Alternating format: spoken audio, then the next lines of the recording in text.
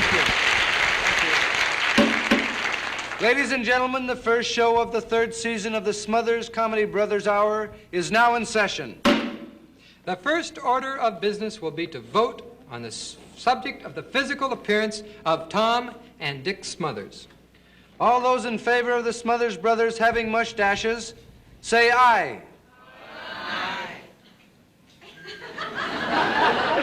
All those opposed to the Smothers Brothers having mustaches, say nay. Nay!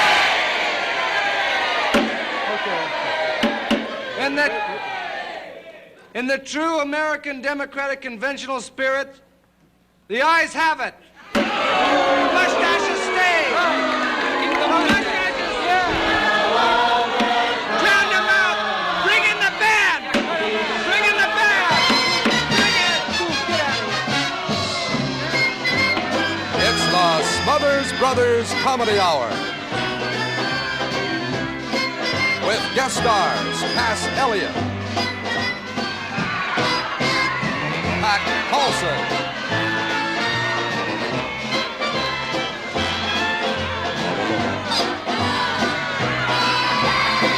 and special guest star, Harry Belafonte.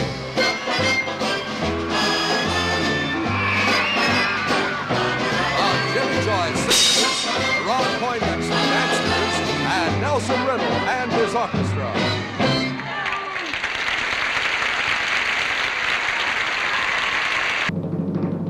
From Television City in Hollywood, we now present in the great tradition of the Moustache,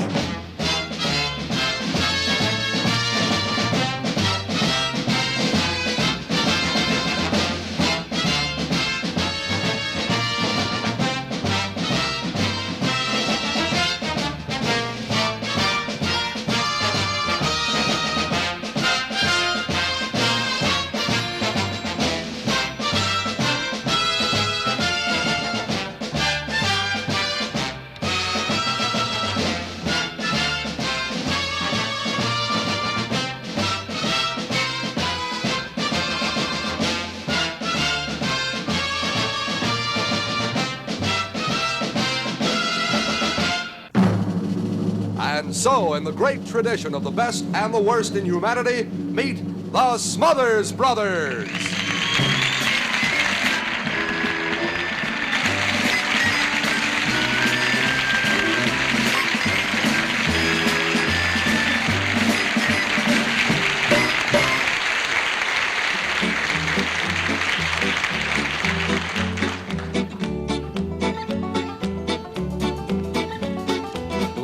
Vietnam keeps on a-raging.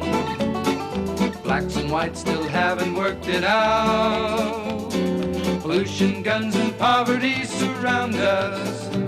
No wonder everybody's dropping out. But we're still here. Oh yeah, we're still here. We face the same old problem, but we're still here. That weekly grind is stretching out before us. Beeping sensors lurking in the wing. CBS would like to give us notice, and some of you don't like the things we say. But we're still here. He's still there and so am I.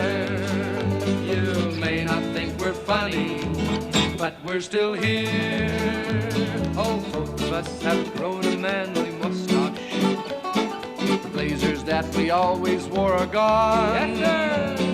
Our clean-cut, all-American look is changing, but underneath we're still old Dick and Tom. But we're still here. Oh, we're still here. La la la la. May not recognize us, but we're still here. But we're still here.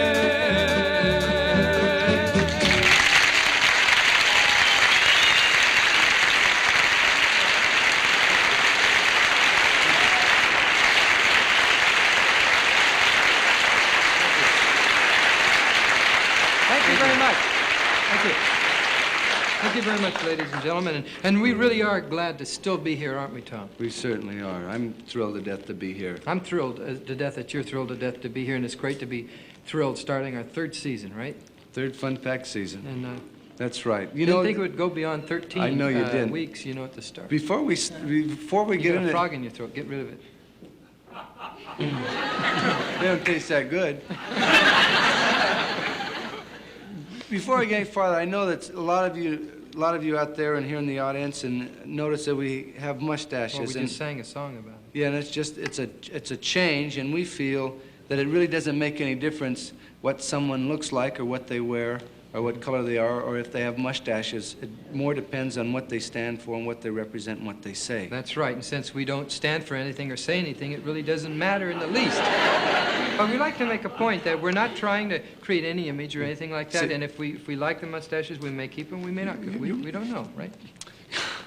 You know, what are you trying to say? My brother was gone during the summer he was gone for about 2.5 months, and I didn't see him. Months. And all during this time I didn't see him, and when he came back, he had a mustache. Yeah, I agree. And I noticed right away that he had a mustache because I hadn't seen him in all that time. And when I saw that he had a mustache, the minute I saw that he had a mustache, I immediately grew one myself. I'm the leader of the group. Yeah, that's right. But I don't even really know why I grew it. It was just I know. I don't grow a very heavy beard or anything. I know why. I thought I'd try to grow one. Just stop your mustache from moving. I know why that my brother grew his mustache. The reason he grew his mustache is when he grew his mustache when he saw Mom grow hers. Wait a minute, that is not true. That's true. That is absolutely. That's true. That's almost a bald-faced lie. But it's not because you got a mustache. But it's a lie because I grew mine first, then Mom grew hers, and then you grew yours. That's how it went. We like that our mother is in the audience, and we like if we can turn the cameras on, we'd like for you to meet our mother. This is the first show, and it's the first show. Mom, stand up, take a bow.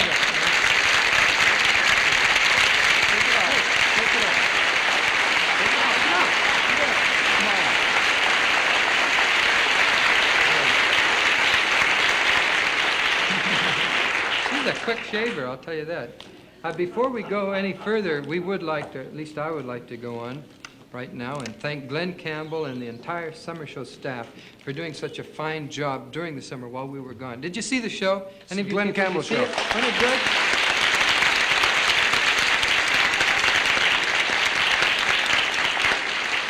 Well, Tom, it must have been very exciting for you to have produced the Summer Brothers Smothers show. It was, Dickie. If I could only convey the excitement that ran through my body, being a big producer, big-time Hollywood producer, was very exciting. I want to share that excitement. I even broke into hypertension and a lot of other things. Well, I and thought, palpitation because I was so excited about it. Tommy, I thought that I actually had a very exciting summer racing my race car, but I doubt that it was nearly as exciting as the summer that you had. Yeah. But look, let's face it, we both had very exciting summers, right? That's correct. But there's one thing I do know for sure. What's that? Neither of our summers compared to the exciting summer that Pat Paulsen had.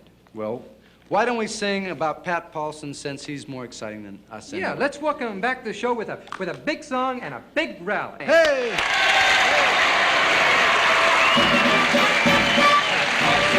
Reason we're singing this song. Pat Paulsen's a winner! He's never been wrong. Oh, we're Happy to be here and singing with you. If Paulsen's your man, sing along.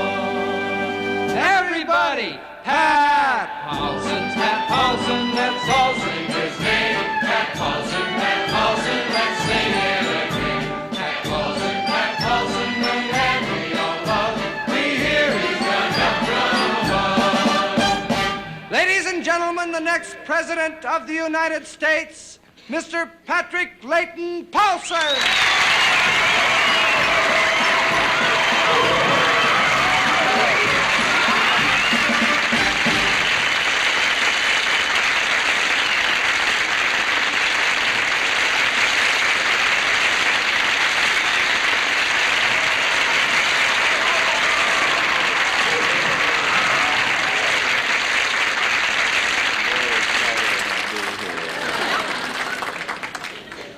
No matter how often it happens, I still get a wonderful feeling whenever I'm greeted by throngs of worshipers.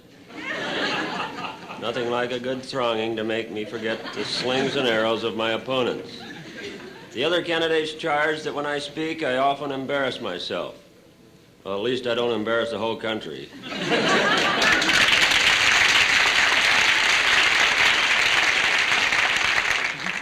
This nation is divided as never before.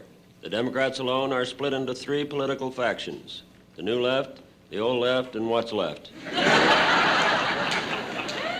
Even the Wallace Party is split into 2 camps: high camp and low camp.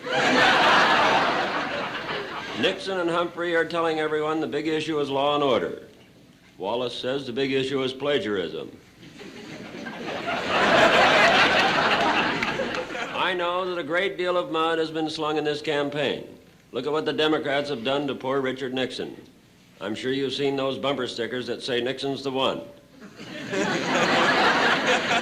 I don't care if he is one.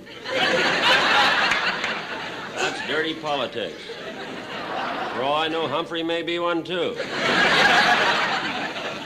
There's even been some loose talk about George Wallace.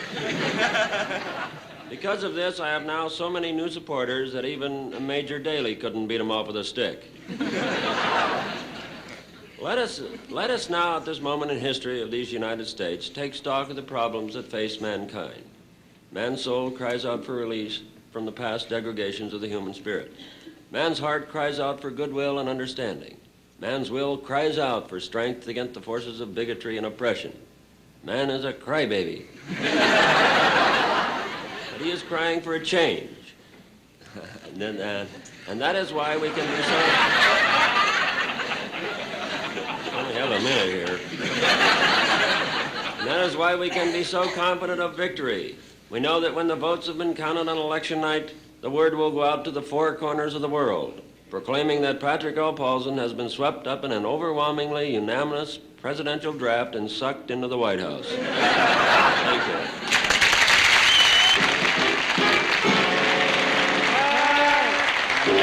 Pat Paulsen,